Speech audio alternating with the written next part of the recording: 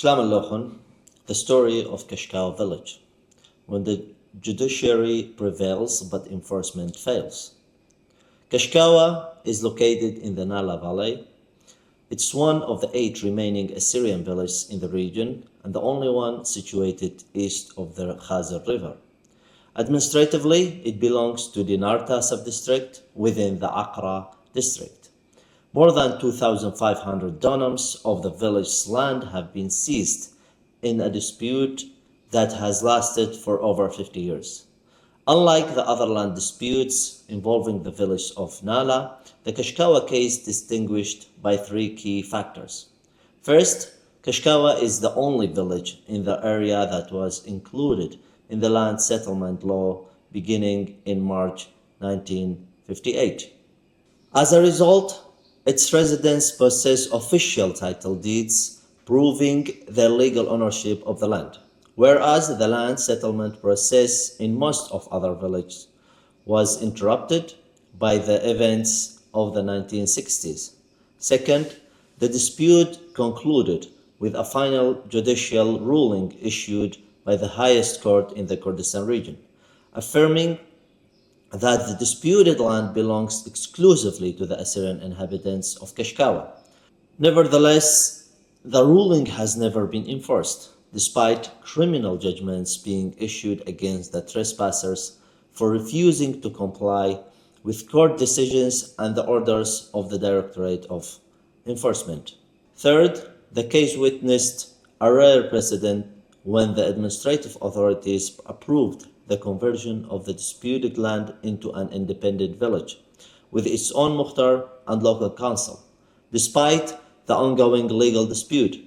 This was done even though all official documents, village maps, land registration records, and even the statements of the trespassers themselves confirmed that they possessed no legal title whatsoever, and that the area known as Karisur was simply part of Kashkawa's lands. It was also established that the trespassers didn't actually reside there, but instead lived in Dinarta, Sherman, and Accra. The story began in the mid-1970s, between 1975 and 1977, when a Kurdish family sought refuge with the people of Kashkawa, following the collapse of the Kurdish uprising. They requested permission to stay temporarily during the winter at the site of the old village, known as Karisur. The villagers agreed. Later, the family asked to extend their stay until their crops had been harvested, but instead remained permanently. What had begun as temporary accommodation gradually turned into repeated attempts to seize and cultivate portions of the village's lands. In 1980, the people of Kashkawa filed a complaint with the Kurdistan Democratic Party, KDP.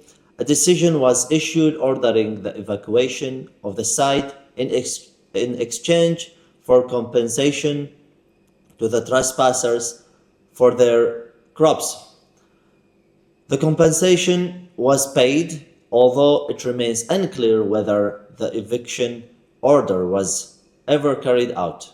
In 1984, the trespassing families were forced to leave the area as a result of the Iraqi regime's forced displacement campaign.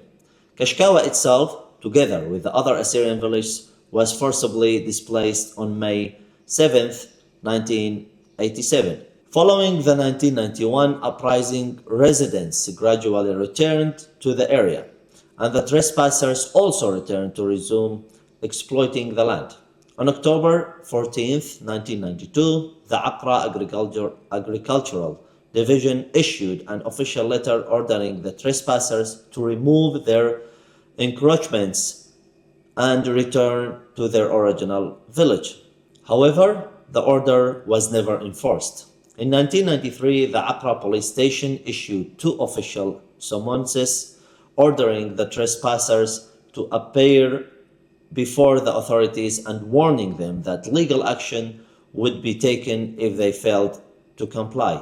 Nevertheless, the same trespassers continue to occupy and exploit the land to this day. On December 30th, 1995, an agricultural committee recommended that all of the village lands be restored to their lawful owners. This recommendation, too, was never implemented. In 1999, the trespassers temporarily left the area because of fighting with the Kurdistan Workers' Party, PKK, but they later returned. In 2004, Kashkawa's Mukhtar submitted complaint to the Coalition Provisional Authority after all previous efforts to enforce the area of decisions had failed. In 2008, administrative committees began proposing compromise solutions which were accepted by the trespassers but rejected by the people of Kashkawa. In 2016, the Accra Directorate of Agriculture endorsed those proposals while disregarding all previous decisions. Consequently, the villagers decided to bring the matter before the courts. Between 2016 and 2023, the case moved through the courts of Accra, Duhok, and Erbil. It involved the investigation courts, courts of first instance, the Court of Cassation, criminal courts, and misdemeanor courts, with the participation of the public prosecution, the Independent Human Rights Commission, and the legal representative of the Ministry of Finance. During one stage of proceedings, after the Court of Cassation ordered verification of the trespassers' actual place of residence, the trespassers hastily constructed several houses before the scheduled judicial inspection. On the day of the inspection alone, women and children were brought to the site in an apparent attempt to create the impression of an inhabited village, despite the complete absence of water, electricity, roads, a school, or even the most basic living conditions.